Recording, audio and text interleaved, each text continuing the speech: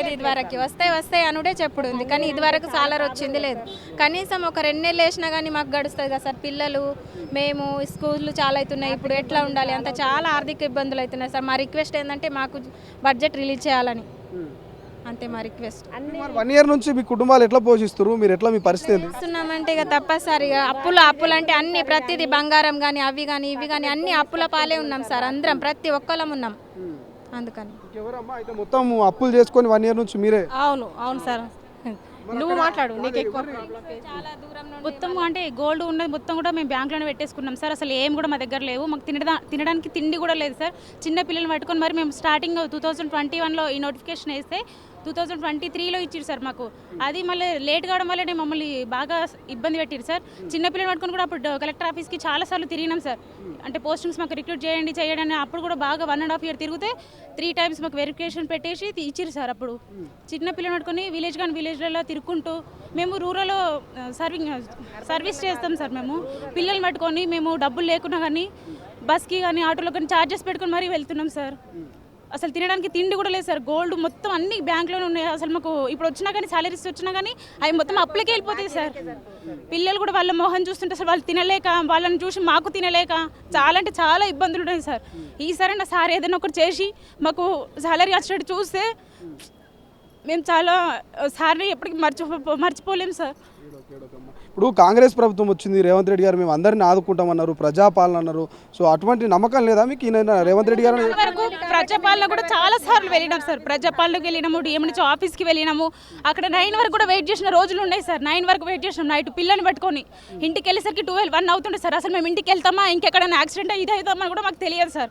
అట్లాంటి టైంలో కూడా మేము డ్యూటీలు చేసుకుంటూ ఇంట్లో అసలు అమ్మ నాన్నలు అందరూ తిట్టుతున్నారు సార్. అసలు ఇదేం డ్యూటీ, అసలు ఇది డ్యూటీనా, ఎందుకు చేస్తున్నారు మీరు వరకు, సాలరీ లేదు, అసలు డ్యూటీస్ వదిలేసాను అని డైలీ తిడుతున్నారు సార్. మేము చాలా మెంటల్గా బాగా సఫర్ అవుతున్నాం సార్.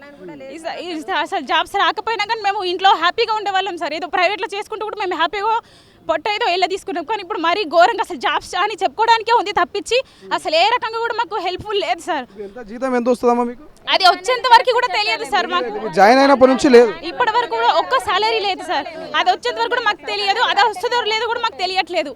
మాకు అట్లా డైలమాలో ఉంచేస్తున్నాడు సార్. ఇప్పుడు ఇస్తాము అప్పుడు ఇస్తామని చెప్తున్నాడు తప్పించి మేము ప్రతిసారి తిరుగుతూనే ఉంటున్నాము కదా తప్పించి ఎవరు మా పైన. ఏం చేస్తుంటారు మీరు డైలీ రోజు? ఏఎన్ఎంగా పల్లె దవాఖానలో సర్వీసెస్ చేస్తూ ఉంటాం సార్. అంటే చిన్నపిల్లలకి టీకాలు ఇవ్వడం కానీ అట్లాంటివి చేస్తూ ఉంటాము. మేము పల్లెటూర్లలో అంటే మాకు వెళ్ళడానికి కూడా మాకు ఆటోలు వెళ్ళావు. ట్రావెలింగ్ చార్జెస్ ఎవరు ఇస్తారు మరి మీరు అటు పోవడం? మేమే తీసుకొని వెళ్ళాలి సార్. మాకు అసలు ఎవరు ఇవ్వరు. మాకు ఎక్కడి నుంచి ఎక్కడ షిఫ్ట్ చేస్తారో కూడా తెలియదు, ఏ విలేజ్ ఇస్తారో తెలియదు. మేము మళ్ళీ పిల్లల్ని పట్టుకొని ఆటో ఏదో మాట్లాడుకొని దానికి డబ్బులు పెట్టుకొని మళ్ళీ ఇటు వెళ్ళి సర్వీస్ చేద్దామని మేము అనుకుంటున్నాం, గవర్నమెంట్ సర్వీసెస్. కానీ మాకు ఒక్క సాలరీ లేకపోతే కూడా ఎట్లా చేస్తాం సార్ సర్వీసెస్ అనేది? దీని గురించి సార్ ఎట్లయినా సరే మాకు స్పందించి మాకు ఎట్లయినా సరే మాకు సాలరీస్ ఇప్పించాలని మా ఆవేదన మేము చాలా వ్యక్తం చేస్తున్నాం సార్. ప్రతి ఒక్కళ్ళు సార్ చాలా చాలా ఇబ్బందులు పడుతున్నారు. ఎన్నో ఇప్పుడు మీరు మాకు సాలరీస్ ఇచ్చినా కానీ అవి బాకీలకి వెళ్ళిపోతాయి సార్.